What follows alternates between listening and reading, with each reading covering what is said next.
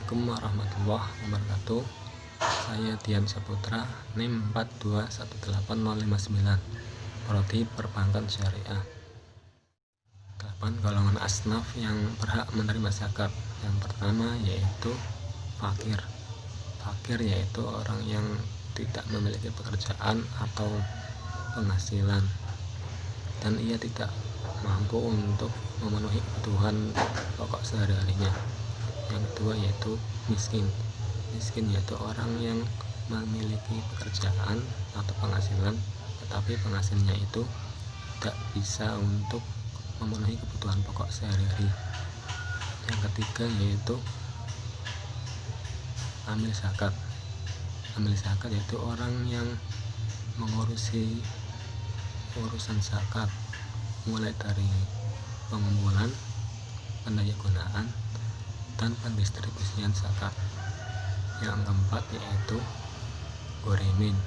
Ghorimin yaitu orang-orang yang terlilit hutang karena untuk kebaikan atau ketaatan, bukan untuk kemaksiatan. Yang kelima yaitu riqab. Riqab yaitu orang-orang yang ingin membebaskan diri dari majikannya.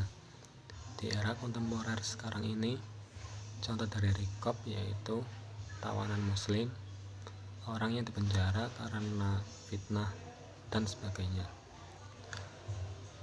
Yang keenam yaitu mu'alaf. Mu'alaf yaitu orang-orang yang baru masuk Islam dan ia imannya masih lemah.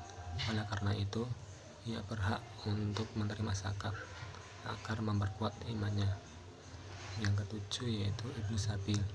Ibnu sabil yaitu orang-orang yang kehabisan bekal untuk menunaikan ketaatan kepada Allah. Contoh di era kontemporer yaitu mencari ilmu, menunaikan ibadah haji. Bila ia kehabisan bekal, maka ia berhak untuk menerima zakat. Yang kedelapan yaitu fisabilillah. Fisabilillah yaitu orang-orang yang berjuang di jalan Allah atau berjihad. Contoh di era kontemporer sekarang ini yaitu orang-orang yang mengurusi dakwah, terus mengurusi fasilitas di masjid, di sekolahan, dan majelis taklim. Quran Surat At-Taubah ayat 60. Bismillahirrahmanirrahim. Innamas shadaqatu lil fuqara'i wal masakini wal amilina 'alaiha wal mu'allafati qulubuhum wa fir riqabi wal gharimin wa fi sabilillahi wa ibnis sabil faridatan minallah wallahu alimun hakim. Quran Surat At-Taubah ayat 103. Bismillahirrahmanirrahim. Khudh min amwalihim shadaqatan tutahhiruhum wa tuzakkihim biha wa sholli 'alaihim inna sholataka sakanun lahum wallahu sami'un 'alim. Zakat profesi adalah zakat yang dikeluarkan dari hasil profesi, misal seperti dokter, guru, pengusaha, pegawai negeri atau swasta, dan lain-lain.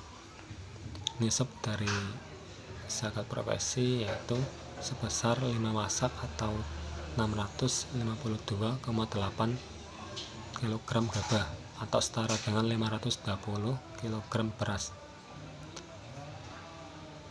Jika beras seharga 4.000 per kilogram, maka 520 dikali 4.000 hasilnya 2.080.000. Menurut Asy-Syafi'i dan Ahmad, zakat profesi mengisyaratkan haul atau kepemilikan selama setahun, terhitung kekayaan yang didapat. Zakat perusahaan adalah zakat yang dikiaskan kepada zakat perdagangan, karena dalam Al-Quran, hadis, dan fikih tidak ditemukan zakat perusahaan. Para ulama sepakat tentang pengkiasan tersebut, karena pada dasarnya kegiatan suatu perusahaan intinya adalah berpijak kepada trading atau perdagangan.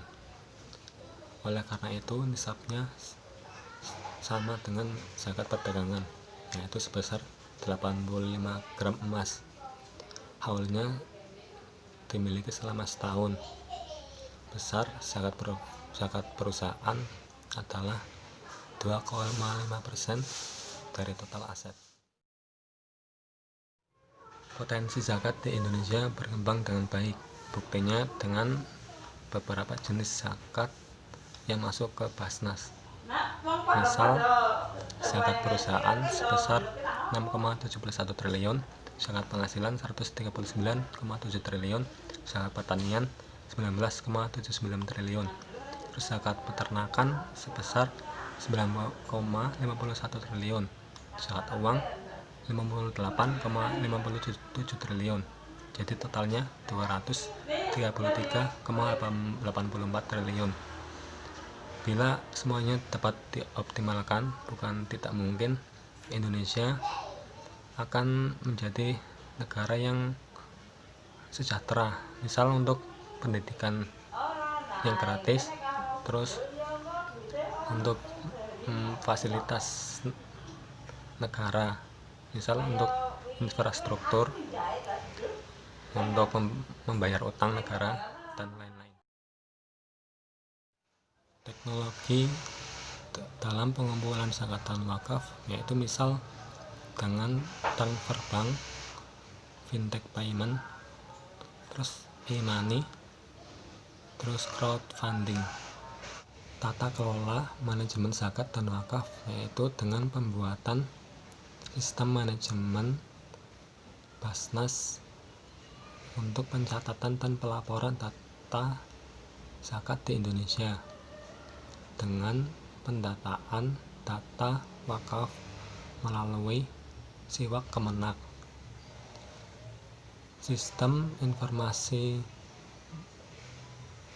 Badan Amil Zakat dan lembaga nadir,